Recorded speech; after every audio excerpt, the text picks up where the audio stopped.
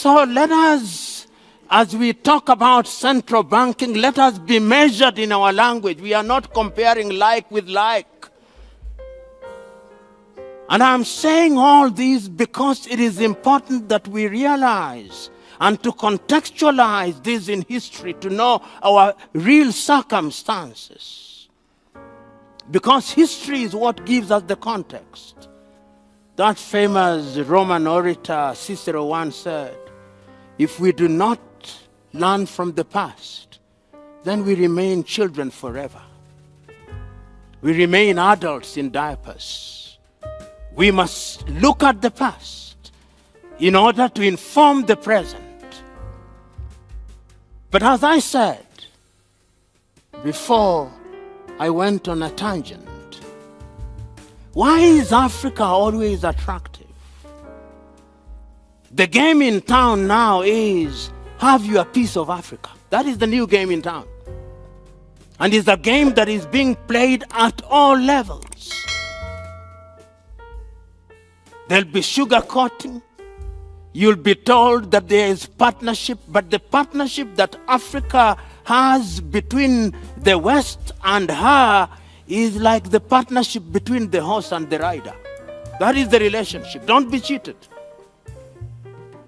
Because the reality is we are weak. And in a weak state, we cannot negotiate in monetary terms and in all these terms. We cannot dictate. Standard Bank is over 160 years old. Not an African bank. It may say it is. In its adverts it will say it is. But I'll not manufacture good news. I'll say it as I see it. It is a foreign bank that has acclimatized, whose DNA is still fundamentally Eurocentric. And that is true of many banks. It has made its own positive contribution. It cannot be denied. But how does Africa benefit? Look at the entire banking sector and the entire banking ecosystem. If you want to move money, it is SWIFT. I think SWIFT is incorporated in Switzerland. Little Switzerland. If I want to move money from South Africa to Nairobi, the Federal Bank of South Africa will ask many questions, and then I'll provide a SWIFT number. Then the intermediary bank will be in New York, not in Mozambique, in New York. If it is going to Europe, it is IBAN. We are not in control. I listen to the panel, and I respect all of them. They are talking about clouds. Whose clouds? Whose clouds? They are talking about digitization. Whose digitization? They are talking about cryptocurrency. Whose cryptocurrency? You can be switched off in the twinkling of an eye and you are back in the dark ages. That is the reality. There's a saying in my mother tongue. When you are milking a borrowed cow, you must always look towards the gate because the owner may come at any time.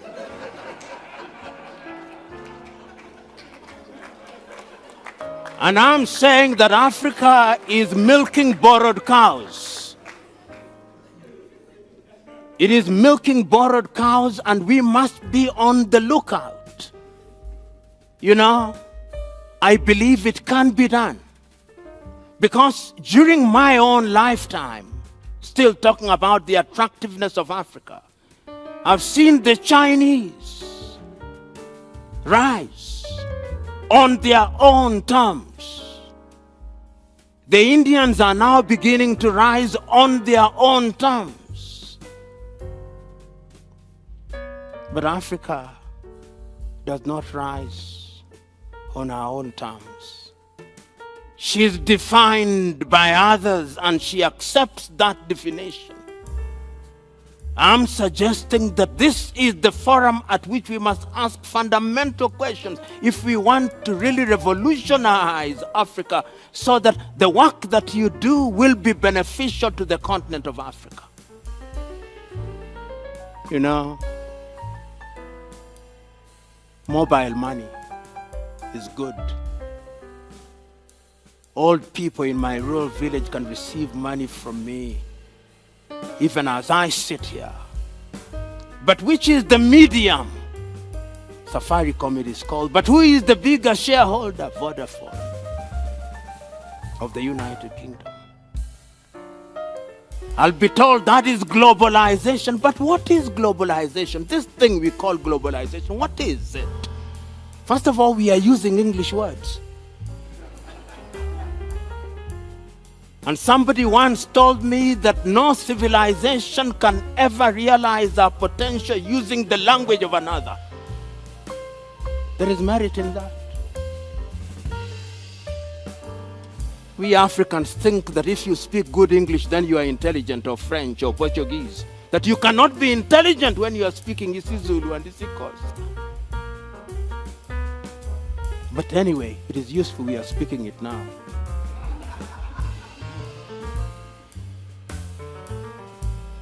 I'm suggesting that when we look at globalization and we talk about the banking sector being globalized, we must also look at the adaptability of the global aspects to the unique African markets.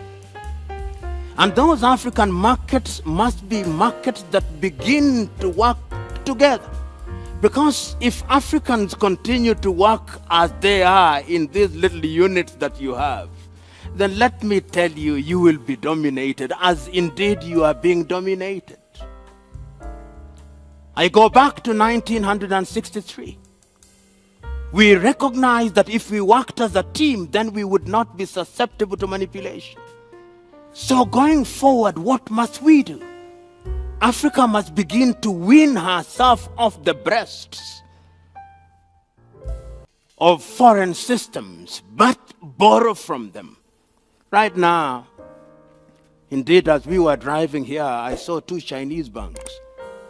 They are here, just Chinese. And imagine when the Chinese are in Africa, who gets annoyed? Not us. It's the Americans. They are very angry. Because you are reducing the size of their pie. So what must Africa do? Africa has thought about it. Africa Agenda 2063, which came into force in the year 2013, was one of the emblematic resolutions by the African continent that going forward, we are going to make sure that the African continent becomes a continent that is a major player in the international arena. And these are the 7 pillars that we are going to use to undergird our desire to move in the right direction. I did not see emphasis in the financial sector. But the financial sector is this sector. And I hope that when it is being implemented, my friend Wamkele Mene, I'm told, was here, that when Africa Agenda 2063 is being implemented, that one of the critical things would be moving towards having a common financial policy, a common banking policy, which is not blind to the nuances of the different communities in the continent of Africa. The Europeans have done it. There are 27 member countries under the euro. Even weak countries such as Greece were brought together. How many of you will forget how the Italian lira used to be? It used to be like the Zimbabwean bond. How many of you will forget how the Spanish peseta used to be? But one magnet country in the name of Germany brought them together, and today the euro competes side by side with the dollar because they recognize if you are going it alone, then you are weak. Africa must begin to move in that direction. Suppose we had one currency, but before I go into that one currency, the Africa Agenda 2063 provides us with an opportunity of ensuring that we have these ideas that we want to give practical meaning. Africa is too divided. Right now, there are over 8 regional communities in Africa. You start with the Maghreb, which puts up the Arab there, the Arab in the north, Morocco, Tunisia, Libya, and Egypt. Then you go to ECOWAS. Then you come here in SADC. Then you go to East African Community, go to the Central Africa. All these wrecks doing their own things. But the most important thing is that we must begin to read from the same script, because under Africa Agenda 2063, we also say that we want to have Africa Continental Free Trade Area. Free trade area. Free trade area where if I go to Namibia, I'm asked, what has brought you here? And I'm from Kenya. Free trade area where we still have visa regimes. Free trade area where we still have all these tariff and non-tariff barriers. Free trade area where our currency of trade is the United States dollars. You cannot do it. We must begin, and you bankers must begin to think about. You'll tell me we have RTGS. South Africa is now settling things through RTGS, but that depends on the mood of South Africa. If South Africa becomes moody, then everything goes haywire. We must have something that is a lot more stable. And I'm suggesting to you that you who are the central bankers and commercial bankers are the ones who are in the best place to articulate these things working with universities. But African universities, if you go to departments of economics, they're still reading the works of John Maynard Keynes and Adam Smith. Not from a historical perspective. It is as if it's freshly baked ideas of economic governance. And Michael Todaro. I'm suggesting to us that there is an opportunity for Africa to do things if it is united in that regard. Which then brings me to what is it in practical terms that Africa must therefore begin to do, particularly from the perspective of you who are in central banking and you who are in the space, which space is significant as we want to push Africa forward. As I've already indicated, many African institutions are not homegrown.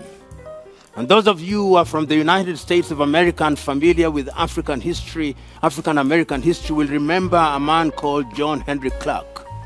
John Henry Clark said, and I agree with him, that when African countries regained independence, each one of them adopted a system that was borrowed from their former colonizers, a mimicry of it.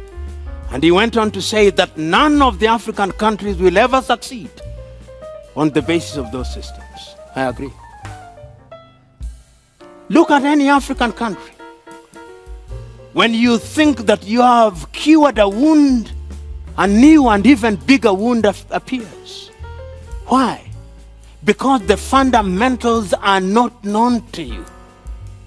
Because the entire underpinning issues are not of your own. Right now, as I speak to you, you will see, and sometimes I annoy people, and I will do so this very minute.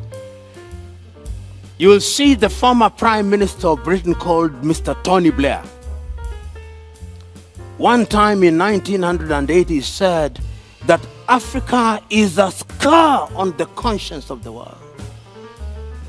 One of the most painful statements I've ever heard, condescending. And any sensible Africa took umbrage. Today, Tony Blair is the advisor of many African countries. And some of you will come from central banks where Tony Blair is advising.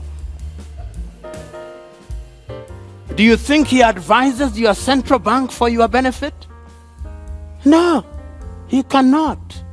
He does it for the benefit of his country. And do I begrudge him? No. What do you think about our video? Let me know in the comment section below. If you enjoy this video and want to hear from me again, hit the subscribe button before you go. Thank you for watching.